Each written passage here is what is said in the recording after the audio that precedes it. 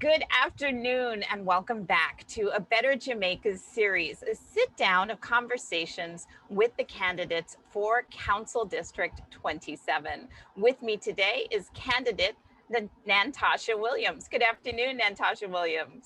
Hello. It's great to have you here, and thank you for agreeing to sit down with A Better Jamaica to get to know you a little bit better.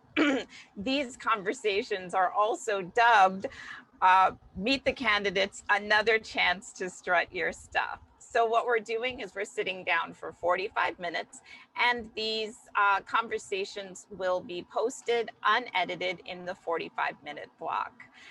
We do ask a few things. The focus of this interview is on your story, your values, your vision for Council District 27 and your background.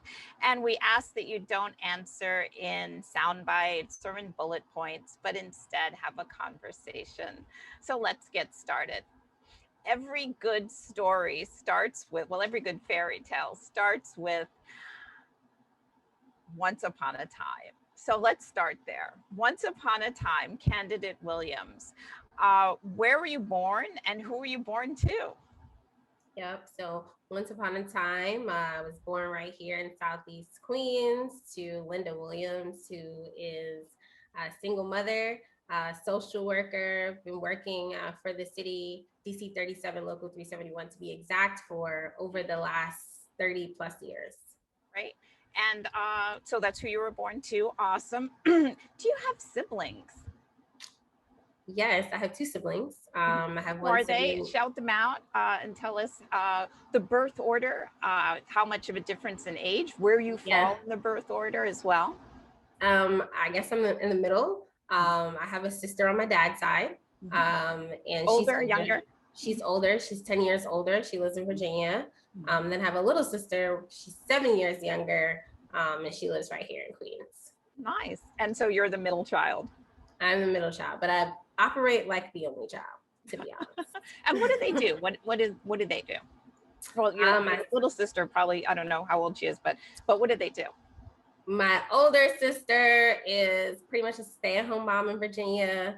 And my little sister is an artist, all types of different things, singing, acting, drawing. She can literally do anything. And I'm a performing artist, but my sister is like performing, visual, like everything. Tell us more about performing arts. What do you do? Yeah, I grew up in dance school. So, since I was 3 years old, I grew up in dance school right here. Shout out your dance school. That's huge. Okay. So I went to Movement Children's Dance Center for a very long time. Then I went to. Where was that? It's on Far Rockaway. It's actually, It used to be in Rochdale, when all the dance schools were in Rochdale, DeVore, Genesis, Movement, right? But then they went and they moved to Rockaway. And so I went to that dance school, and then I went to Cardozo. So I've always had multiple touch points with Isoda. I was in an African dance company, Matsimala at the time, but then they changed the name quite a few times. But that particular African dance company was always closely associated with Isoda. Also, I was in Queen's Finest, which was a hip hop dance group back in the day, which was also associated with Isoda because David Sincere is longtime Isoda person. But then I had touch points with DeVore. Never was an official student, but I went to Cardozo. I was in the dance program in Cardozo, and Miss DeVore, of course, was in charge of the dance program at the time. So I've had plenty of touch points with DeVore. So I just want to shout out all of the dance schools that I've had touch points with in Queens. They are, the dance schools are another cornerstone of the community. So I'm sure they will appreciate all of the shout outs. Yes. So you've got the two siblings. And then where did you go to grammar school, middle school, high school? Yep, I went to La Grande Elite. It used to be right on Linden Boulevard, across the street from the post office in Cambria Heights, right on the same block as Good Taste back in the days. I don't know when they closed. I'm 33, and I went there when I was like 3. So this is over 30 years ago. And I went to PS 251, and then I went to PS 15, and then I went to IS 59. And then I guess I cheated a little bit on school district 29 when I went to school district 26 in Bayside. And for high school, I went to Benjamin Cardozo High School, the best high school in Queens. Love it. What was your favorite class at Cardoza? My favorite class at Zozo, probably something around social studies. I've always been like a history buff. So something around either social studies or I actually petitioned myself to get into the law program because I got into Dozo for the dance program, but I petitioned myself to get into the law program. And so I also enjoyed some of the elective law classes that I was able to take when I got into the law program as well. Nice. And so what was your least favorite class there? My least favorite class was always math. I've always hated math. There was only like one period of time in 8th grade with Mr. Peterson, who literally merged our culture at the time with math. And for whatever reasons, it clicked. But outside of Mr. Peterson, I just never liked math. So it would always be math. All right. And then you went on after high school, sans math, you went on to college. Where'd you go? I went to Virginia Commonwealth University in Richmond, Virginia. Nice. Why'd you choose them? So Howard got to me very, very late that I got accepted. Hampton wanted me to come to a summer program. And I, at the time, was working for Arnold and Porter, which was one of like the top 500 law firms. And I had got that because I was a Thurgood Marshall law internship program participant. And so I was like, no, I want to work in the city and make money over the summer. I don't want to go to Hampton, Virginia for like additional education learning. Like, no. So I didn't go to Hampton. I didn't go to Howard. Those are like my top schools. And then I did not get into Temple University. That was like my other top school. And then VCU, I went to VCU. They conned me. I always say they conned me because they had this beautiful reception in Long Island. Like, I'm like, oh my gosh, the school cares so much. They had this reception for students that got admitted. And they gave me a whole bunch of money. My family is from Virginia. And it reminded me of Temple. It reminded me of Temple University. It's a city university. So it's literally in the heart of Richmond, Virginia. So I just decided to go there. And what'd you major in? I was a political science major and an African American studies minor and a dance minor as well. African American studies minor and a dance minor as well. And least favorite college class? Least favorite college class was math. The same thing. Pretty consistent. That's one thing about me. All right. So so then after you graduate college, and what was your first job after college? My first job after college was working for the Virginia Department of Transportation. I had an externship because I graduated, but I wasn't like a full employee. And so I was their public affairs extern. Nice. And then after that, you came back to New York, or did you continue to work in Virginia? No, I came back to New York after like 6 months because I felt like I was still in college. And I don't know, this wave of maturity came over me and I'm like, oh my God, I'm still living a college life and I graduated 6 months ago. What am I doing? I need to go back home. So I came back home and I started working for AIDS Walk. I'm sorry, what? AIDS Walk. Okay. I worked for AIDS Walk for some time and then I worked a few other places. Okay. And what did you take away from your time at AIDS Walk? What's one thing that you learned working there? One thing that I learned is that I think that the disease, I learned a lot about the disease itself, right? So I think people have this common misconception of who are the most likely people to contract the disease. And that's totally changed over the course of the last couple of decades. Like Black women are actually like the highest, one of the highest growing populations, and also older people. I didn't realize that seniors are also a huge population of folks who also contract HIV and AIDS. Did not know that. So I think just learning more about the nature of the disease is probably one of the biggest things that I learned. Okay. And let's say it is January 2022 and let's say that you have gone from candidate Williams to council member Williams, what is the very first piece of legislation that you are just can't wait to work on and get passed? I would say something around property taxes, and something around just helping homeowners, figuring out a way to minimize a lot of the burdens and responsibilities that homeowners have, for issues that I don't think we should have responsibility over. Trees Like are an example. Okay. Trees are an example, and there's a lot of old trees, and people complain about them all the time. And the homeowner typically is responsible for that tree, responsible for the sidewalk, issues of that nature, sewer issues. Oftentimes homeowners are responsible for. So I would say those would be top two. And then something around with DOT. I think we need to really reform the studies that DOT conducts when they decide whether or not we get a speed bump or a stop sign or a traffic light, because one of the top issues that I've heard is speeding. Across the district, you can be in Cambria, Queens Village, St. Albans, speeding has to be the number one issue. So definitely want to do something around speeding and just reforming the way in which DOT conducts their business. Right. And how big of a move, I guess, does running for office represent for you?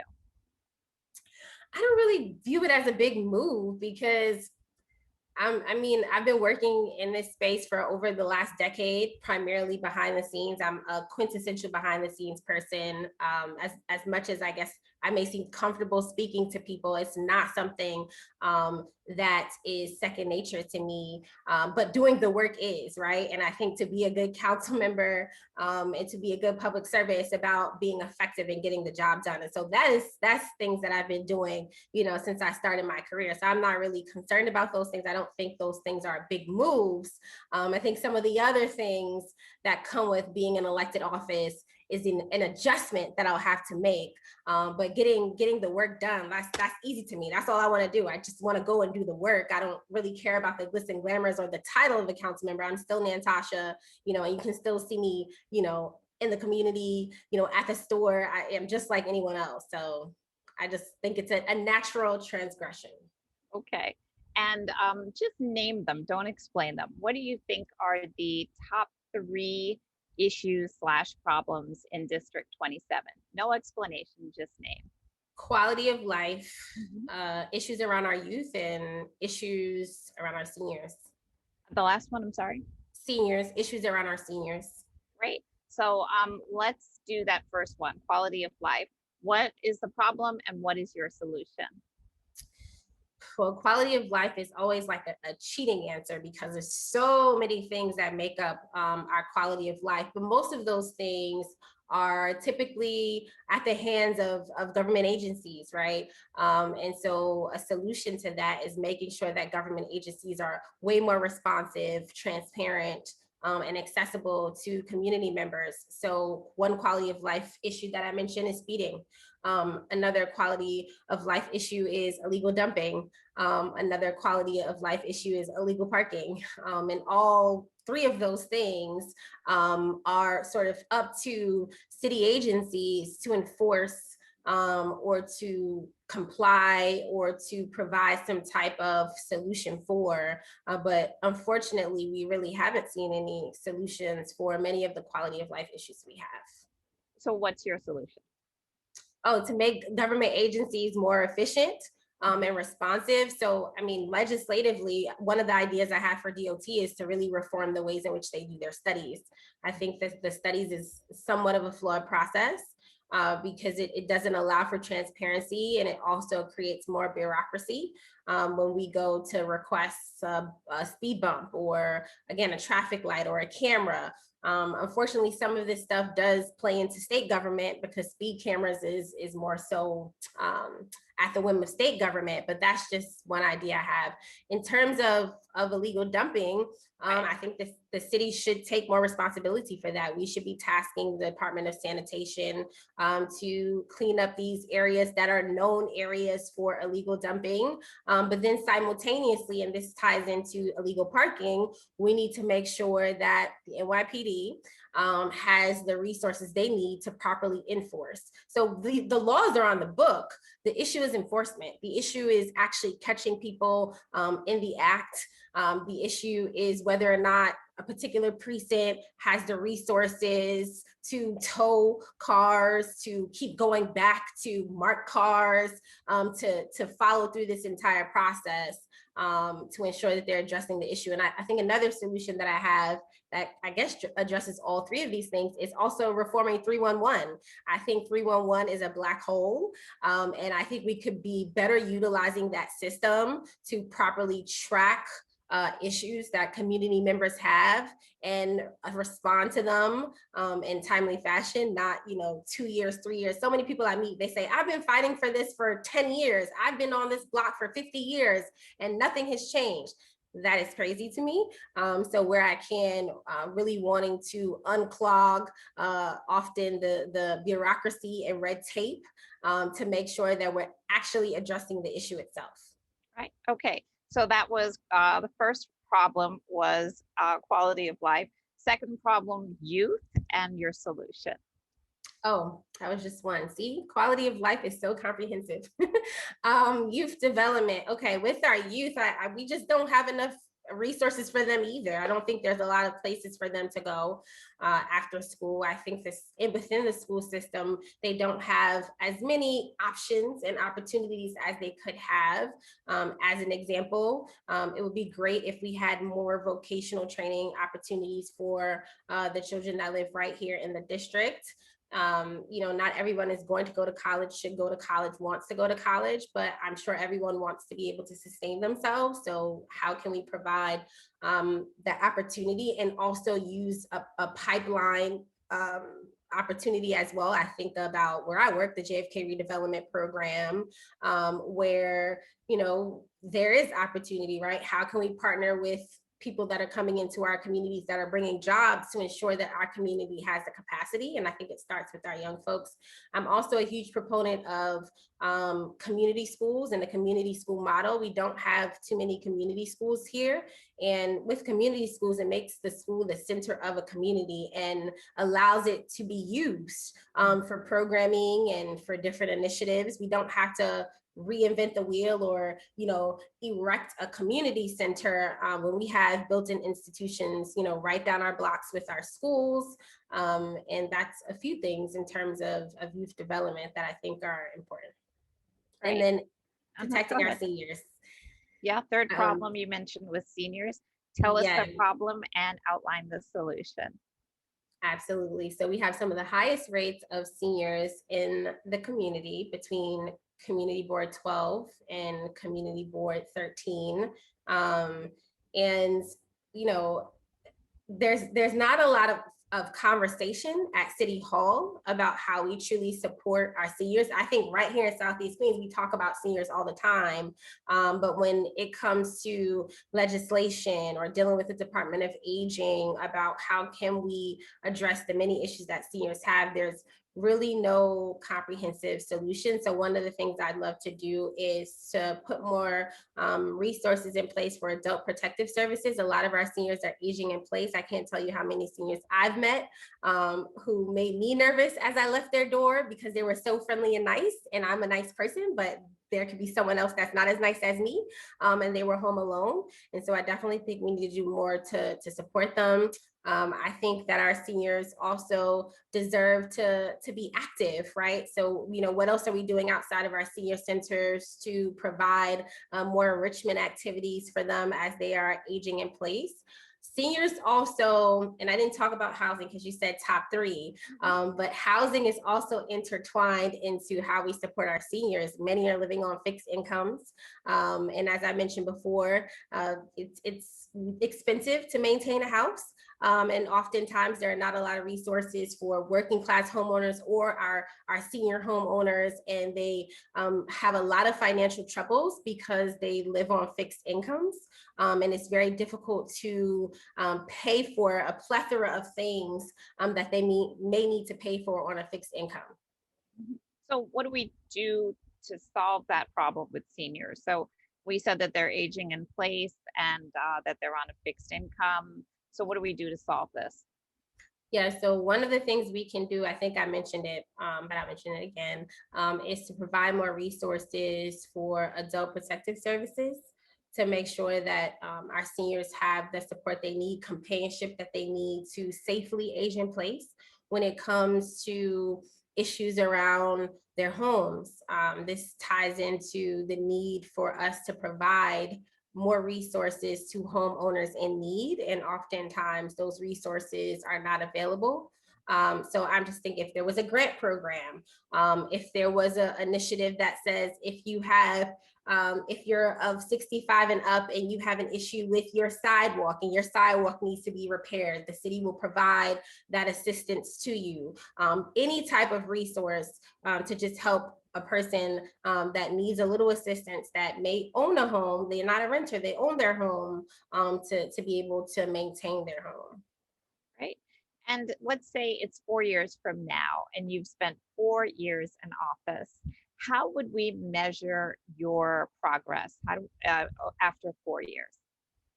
That's a great question. I actually have been thinking about that myself, and depending on how the election turns out, I plan to have those conversations. How will I measure success? I think for me is how did I effectively address the many issues that we all know are issues? We know things can't happen overnight, but I'd hope after 4 years, some of the issues that we have in the community from a structural, if not structural, at least from a stopping the bleeding perspective, that I would have been able to deliver on those things. One of the main reasons why I want to run is to make sure that government is more responsive, inclusive, and accessible. And so, I could also be measured on, was I responsive when people reached out to the office? Did they have to wait? As people complain all the time, I reach out, no one answers. Are people gonna say that about me?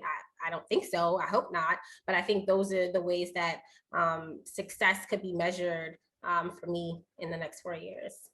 And how would your administration differ from the administration we have right now? Sure. These are very good questions. I think I'm just a more proactive person, energetic. So, wanting to not necessarily wait. Government by nature, I think, is reactive. So it's nothing towards Councilmember Miller. I just think by nature, government is reactive. As a chief of staff, oftentimes I felt our office reacted to things instead of being proactive. And so I would say that that's probably the number one thing, just more proactive, a little bit more energetic, right? Councilmember Miller has been in the seat for like 8 years. So I think there's probably a little bit of downtime in the last couple of years as he moves to be out of office. So I just think new energy and just more proactive approach to addressing the issues in the community. And one of the issues in the community that's been going around is the Corey Johnson's proposal to change the zoning. So what would you do differently in that situation? I think one thing, it's so hard, right? Because if you know the nature of government, I mean, speakers can do whatever they want to a certain degree, right? So there's really nothing that a single council member could do outside of having a conversation with the speaker and expressing the sentiments of their particular district. But speakers can introduce whatever legislation and hold whatever hearing. Of course, as a council member, you have your right to vote on something or not vote on something, but the way in which the process played out, there was not much that any of the council members could have done. And I've spoken to Councilmember Adams about it and Councilmember Miller about it.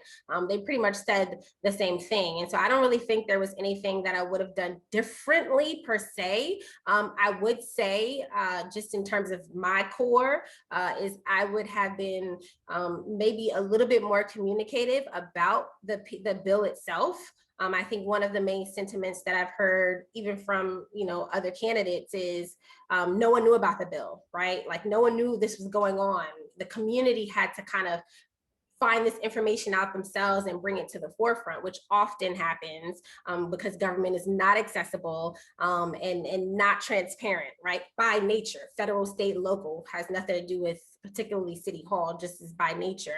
And so for me, and what I'd like to do differently and just to bring government more to the people, I guess that would be the only thing that I think I would have done differently, is to possibly be a little bit more communicative about what is happening at City Hall.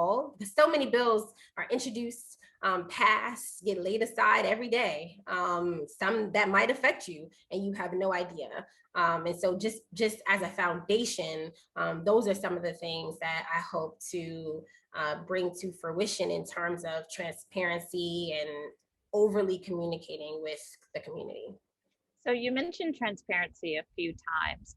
What are the problems presently with transparency, and how would you do it differently? Problems with transparency is oftentimes community members have no idea. It's always the choir, right? You always see the same people at the Democratic clubs and the civic associations on the community board. And for the most part, the folks who are in these circles, a lot of times they don't even know certain things. I think they know more than the general public, but a lot of times they don't even know what's actually happening in the decision-making process, right? Who is actually making a decision? When is this decision going to be made? Because timing is also everything. And then how can I, as a community member, play a role in that decision? And so when I think about transparency, I think about the community knowing when certain decisions are coming to the table, and what role they can play in either swaying a decision or working against a potential looming decision. And sometimes it just, the time frame of community knowing something and then needing to organize themselves to act on it is often very short, if not non-existent at all, because you just don't know and you find out after the fact. Okay. And who knows you best? Candidate Williams. Who knows me best? Probably my best friend, Tarika. It has to be her. What is her name? Tarika, my best friend, Tarika. All right, so your best friend, Tarika. Yes. What would Tarika say is Candidate Williams' biggest strength? She would probably say that my ability to get things done and bring people together. She would probably say that. Just my work ethic. Sometimes I can be very forgiving and overly nice, and I think that's a great quality as well. We don't have enough compassionate people in the world, so she'd probably say those things. Great. And what would Tarika, best friend, say is your greatest weakness? See, I kind of mentioned it when I said that I'm too nice. She would probably say that, how would she word it?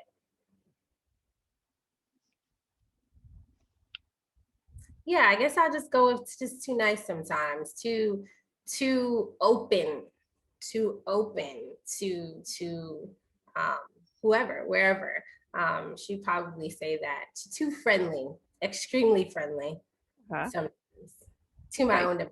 But I guess it works because I'm in this field of people in public service. But friends are very protective. So. And shout her out. Yeah, shout outs to Tarika, who there you go. Oftentimes thinks I'm too nice to folks. So let's talk a little bit about equity. How would you bring equity into District 27? Equity starts with folks being organized. And I say that because Oftentimes, I've seen it myself, elected officials are so for the community, but they don't have the support and backing to truly get what our community deserves. And so a large part of that is really working to organize the community so we're all in this together, right? Even though I am vying to be a city council member, this is not just a job and role personally for me. It's about all of us in a community working together, leveraging me or whomever else in the city council, because that is our vote, right? This person that we're putting into office, this is the person, this is our place of power as a district. So leveraging all of that to demand that we get our fair share, if not more, right? Because sometimes equality isn't always equal. And so maybe it's not getting the same as someone else. Maybe it's getting more because for far too long, we haven't received what we should have received decades ago. Okay.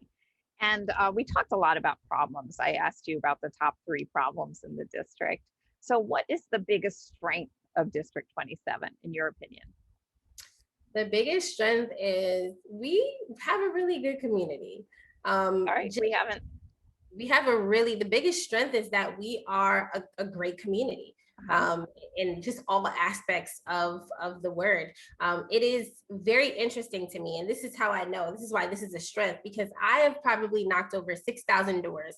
And as I said to you before, the fact that speeding is our #1 issue just demonstrates how good of a community we have. Not that we don't have public safety issues, not that we don't have issues with our schools, not that we don't have issues with trash and garbage.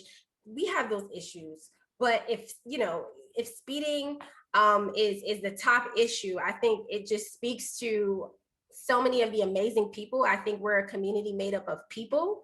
New York City is such a large city, and I realize how large it is when I go hang out with friends that are transplants, and they tell me I'm a unicorn because I'm born and raised here, right? But I'm not a unicorn in Southeast Queens because most of the people in Southeast Queens are born here and raised here. So I think we're like a true community of people, and so I would say that that's our biggest strength, because other communities can't say the same thing.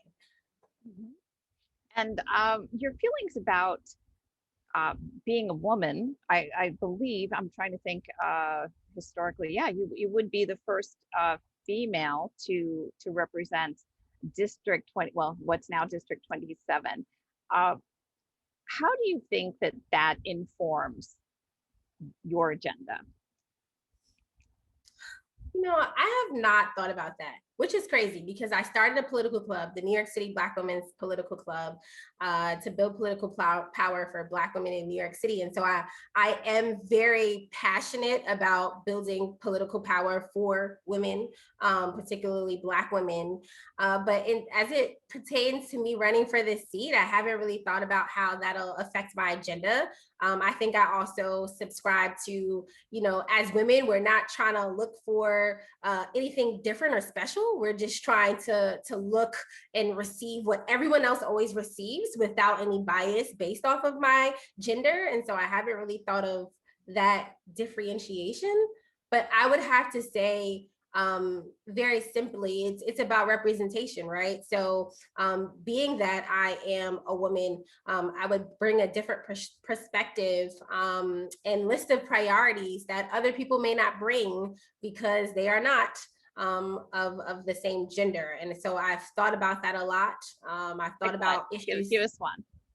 Like Black maternal mortality. That's like a serious issue, and I don't really think New York City has addressed it in a real way. I would also say pay gap is still very much a real thing, even within City Hall itself, right down to council offices, right? To be very direct, there's such a disparity in pay wage. And so those are some 2 things that I think about. Okay. And as far as you mentioned financial in there, as far as small business, what would you do differently as far as small businesses go in our community versus the last guy and the guy before that?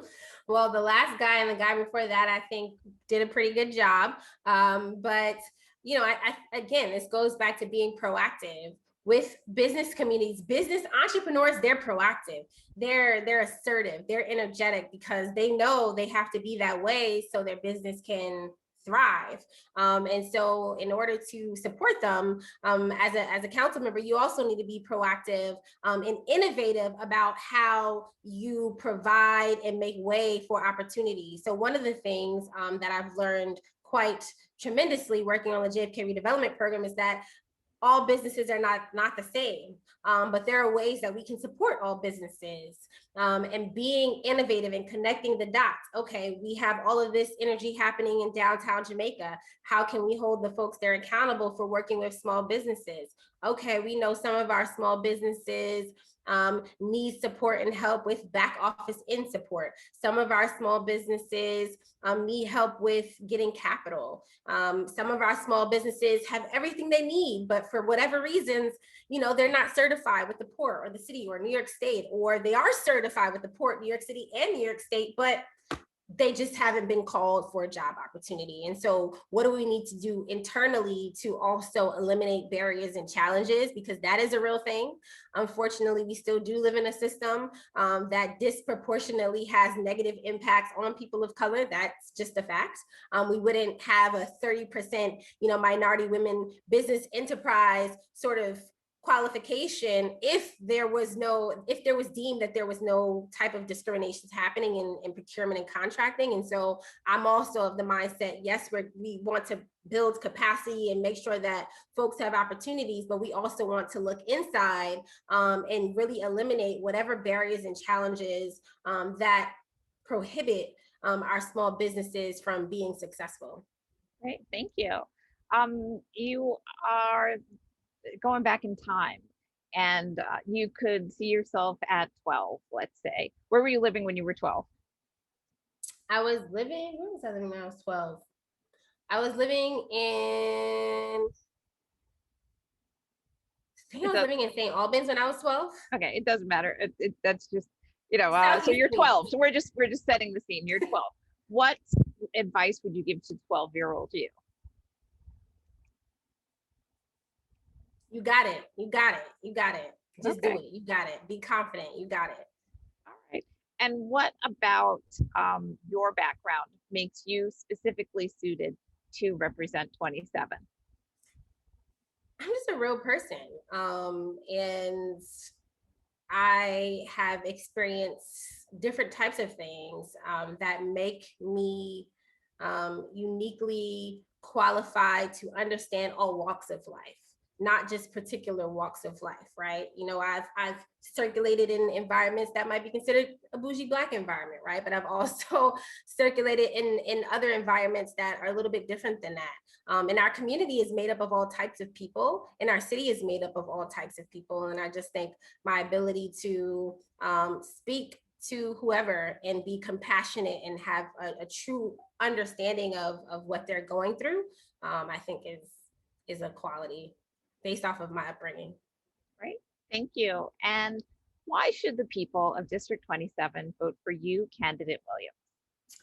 The people of District 27 should vote for me, candidate Williams, because for me, you'll get an honest, transparent, and integral person. I will always be fair about what I believe, and also be very open to what you believe. I believe this is a partnership. It's not about me. I'm not an ideological person. I'm actually pretty pragmatic and practical, but I do believe in fairness, and I do believe in inclusivity, and I do believe that all voices should be at the table. And although oftentimes we have competing values, and it's difficult to get different opinions to the table, I think there's beauty in that. And I think the best decisions are made when all voices are heard. And for me, you'll get a partner, someone who is truly committed to continuing to serve the community and making sure that we are an even better community than what we already are. Okay, thank you. The lights just flickered on and off. I wonder if it's raining out right now. I can see it though. I didn't see any change in your All right. Well, thank you, candidate Nantasha Williams. Thanks so much for sitting down with A Better Jamaica today. We really appreciate it, and for giving us the opportunity to get to know you better. a lot of times over this campaign season, it's been 6 or 12 or 5 or 9 candidates all at once. So we wanted to give you a chance to really just tell us about who you are. And so thank you for sitting down and allowing us to find out more about you. So on behalf of everyone here at A Better Jamaica, thank you so much for joining us. Candidate Williams, best of luck to you. And thank you everyone for watching. We really appreciate it. I am Gail Lewis on behalf of A Better Jamaica. Thanks everyone for watching, and we'll see you again real soon. Thank you.